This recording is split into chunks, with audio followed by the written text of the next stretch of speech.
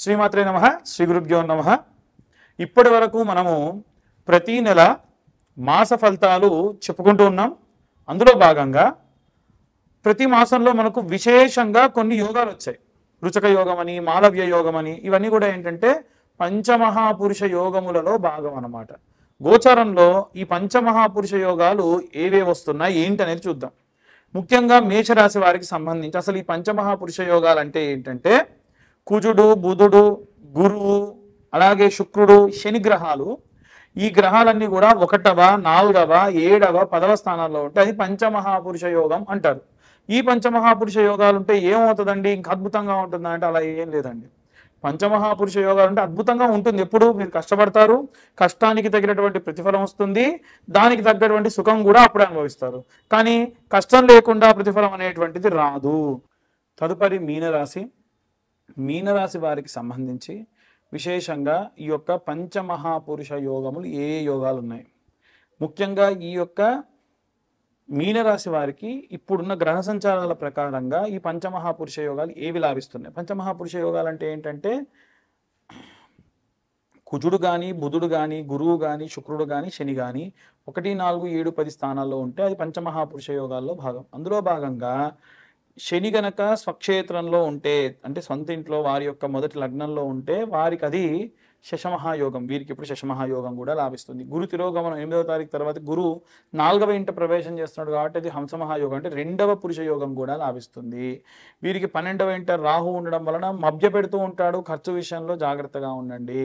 అలాగే వీరికి దశమ స్థానంకి వచ్చేసరికి దశమంలో ఎప్పుడు కూడా ఉన్నటువంటి గ్రహ సంచారాలు ఏవీ లేకుండా ఉంటే ఓకే, కానీ పాపగ్రహ సంచారం చేస్తే ఇబ్బంది పడతారు. సప్తమంలో ఉన్నటువంటి శుక్రుడు ఉన్నన్ని రోజులు కూడా మాలవ్య యోగం వల్ల వీరు లాభించారు తప్ప, ఎప్పుడైతే సప్తమంలో ఉన్న శుక్రుడు ఈ యొక్క తులలోకి ప్రవేశించాడో అప్పటి వరకు మాత్రం వీరికి అంత యోగాలన్నీ కూడా కాస్త తగ్గుముఖం పడతాయి. ముఖ్యంగా ఈ 2 యోగాలు కూడా చాలా మంచివండి. శశమహాయోగం కానీ అలాగే ఈ యొక్క హంసయోగం కానీ వీరికి చాలా మంచిది. ఓవరాల్గా చూసుకుంటే ఏలిన నాడి శని ప్రభావం వలన ఉన్నటువంటి కష్టాలు, ఇబ్బందులు ఉన్నప్పటికీ యోగాలు ఎంతో కొంత మేరకు వీటిని కాస్త గట్టెక్కించే పనిలో ఉంటాయి.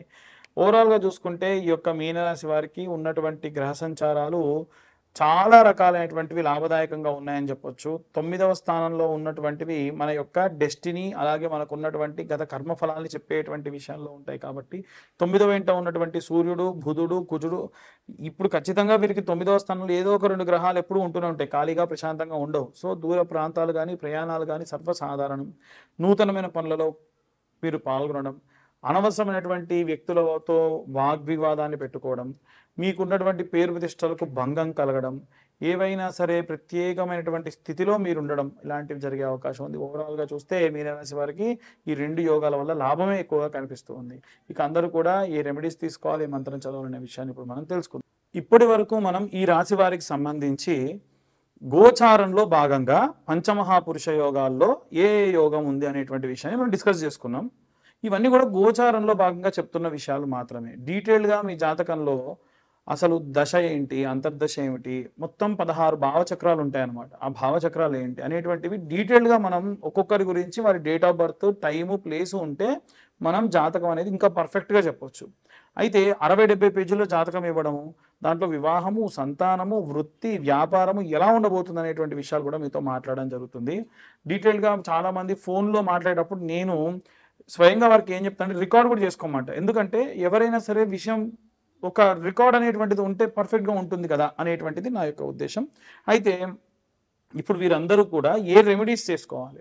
చాలామంది ఈ జాతకం అడిగే వాళ్ళు కూడా ఉత్త పేరు ఒకటే ఉంది పంతులు గారు చెప్పండి అంటే చాలా రోజుకు 10 కాల్స్ దాకా వస్తూ ఉన్నాయి. ఎట్టి పరిస్థితుల్లో కేవలం పేరుని అడిగి జాతకాన్ని మాత్రం చెప్పను. ఎందుకంటే date of birth, time, place ఉంటేనే నిర్దిష్టంగా జాతకం అనేటువంటిది తెలుస్తుంది.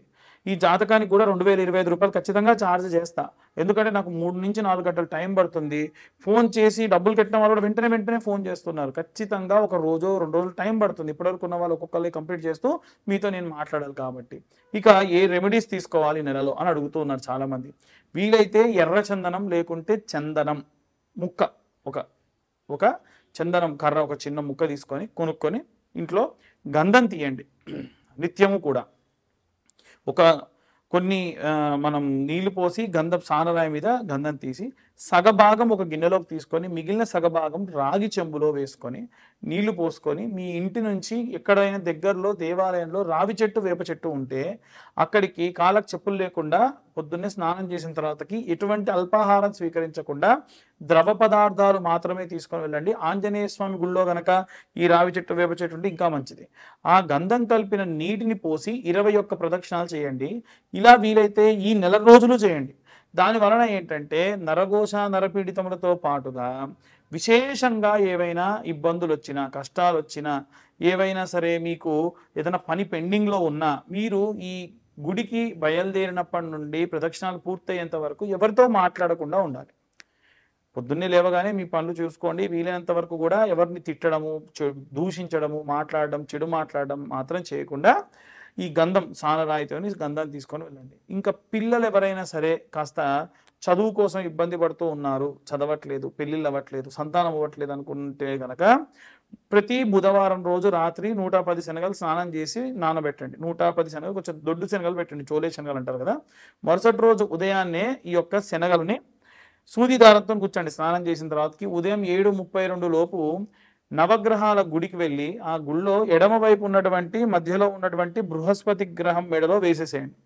దాని వలన విశేషంగా పిల్లలకు సంబంధించినటువంటి జాతక సంబంధిత దోషములు ఉంటే పోతాయి. ఇదొకటి. ఇక మేధా దక్షిణామూర్తి స్తోత్రం అని ఉంటుంది, లేదా దక్షిణామూర్తి స్తోత్రం ఉంటుంది.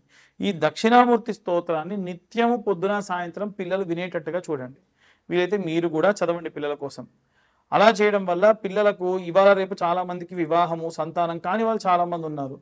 అయితే ఎవరికైతే వివాహం అవ్వట్లేదో వాళ్ళ కోసం నేను ప్రతి నెల ఆఖరి మంగళవారం నాడు విశేషంగా కన్యా వర పాశుపత హోమాలు నిర్వహిస్తూ ఉన్నా. ఎవరికైనా సరే ఒకవేళ మీ పిల్లలకి వివాహం అవ్వట్లేదు అనుకున్న వాళ్ళు ఎవరన్నా ఉంటే అమ్మాయిలు కానీ అబ్బాయిలు కానీ, అమ్మాయిలకైతేనేమో వరపాశుపతం, అబ్బాయిలకైతే కన్యాపాశుపతం. ఏంటి పాశుపతం అంటే చక్కెర తీసుకొని స్వామివారి పైన అభిషేకం చేస్తూ ఉంటాం. ఏది రుద్రం చదువుతూ సంపుటీకరణ మంత్రం చదువుతూ విశేషంగా చేస్తాం. ఆ తర్వాతకి మళ్ళీ హోమం చేస్తారు. హోమం చేసేటప్పుడు ఈ పూజ చేసిన చక్కెర కొంచెం తీసి అందులో కలిపి హోమద్రవ్యంలో కలిపి హోమంలో వేయడం జరుగుతుంది. ఇలా పూజ చేయడం వలన విశేషంగా వివాహం కాని వారికి వివాహం అవుతుంది. మొత్తం 380 రకాల పాశుపతాలు ఉంటాయి. దాంట్లో ఆరోగ్య పాశుపతం, సంతాన పాశుపతం, కన్యా పాశుపతం, వర పాశుపతం ఇలా ఉంటాయి. కానీ నేను మాత్రం వర కన్యా పాశుపతాలు చేస్తూ ఉన్నా. లేదు ఇంకేదన్నా మీకు ఆరోగ్య సమస్యలు ఉండి ఆ రకమైనటువంటివి చేయించుకోవాలంటే కూడా కింద ఉన్న నెంబర్కు కాంటాక్ట్ చేయొచ్చు.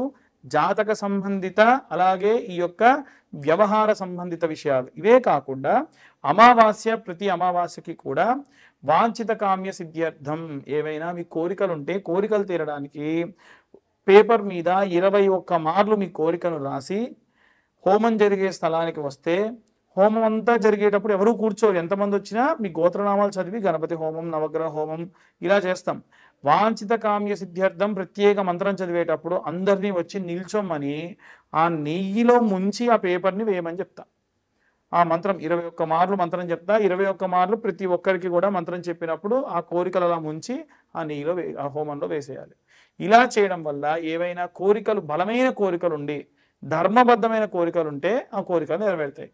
ఇవి మాకు చెప్పాల్సిన అవసరం లేదు, మీరే రాసి తెచ్చేసుకోవచ్చు. లేదు ఒకవేళ మేము ఎక్కడో ఉన్నామండి మా కోసం మీరు హోమం చేయండి అంటే వీడియో కాల్ లైవ్లో పెట్టి మంత్రం చదివేటప్పుడు చెప్తాను. అప్పుడు 21 మార్లు మీ కోరికను ప్రింట్ చేస్తాను. నేను చూడను, అది ఏంటో కూడా చూడండి. డైరెక్ట్ ప్రింట్ కొట్టించేసి ఆ ప్రింట్ను అలాగే నేనే నెయ్యిలో ముంచి వేస్తాను. అప్పుడు మీకు వీడియో కాల్లో కూడా చేయడం జరుగుతుంది. ఇలా ఎవరికైనా ఉంటే కూడా ప్రతి అమావాస్య రోజు కూడా చేయడం జరుగుతుంది. ఆసక్తికర వారు కాంటాక్ట్ చేయొచ్చు. సర్వే జన సుఖినో భవంతు. స్వస్తి.